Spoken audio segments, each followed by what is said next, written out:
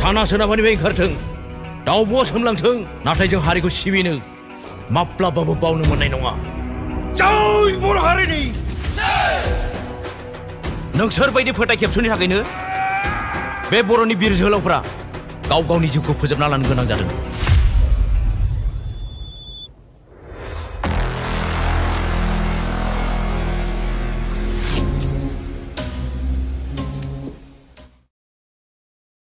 Hello लोगोफोर, नोंथांमोनखौ आरोबाव आंनि बे गुबुन मोनसे गोदान भिडिअ बरायहरबाय। आसा खालामो नोंथांमोना भिडिअखौ मोजां मोनगोन।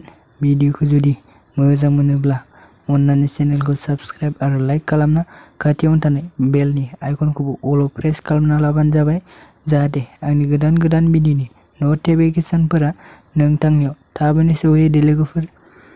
स' दिनै आं मानि सायाव आपडेट लानानै फैदों नोंथांमोना एसेब्लाबो मिथिखाबाय जानांगौ टाइटेल बा थाम्बनेइल नायनानै। दिनै आं मोनसे बर'नि आबुं सावथुननि सायाव आपडेट लानानै फैदों लोगोफोर।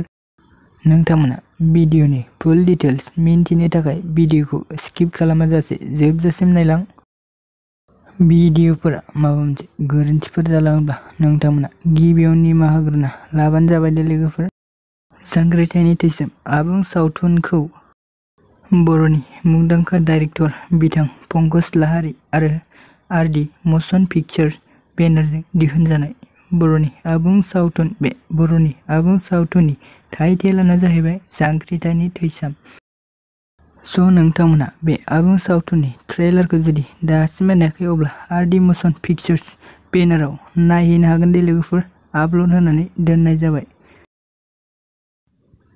बे जांख्रिथायनि तैस्वम आबुं सावथुनाव नोंथांमोना बर'फोरनि गोबां मुंदांखा एक्टर्सफोरनि फाव खालामनायखौ नुनो मोनगोन लोगोफोर।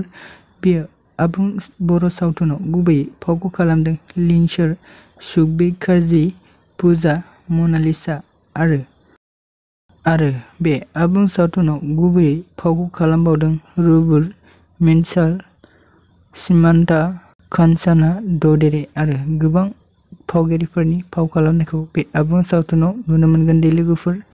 प्रडिउस बाय आरडि मशन कम्पानि।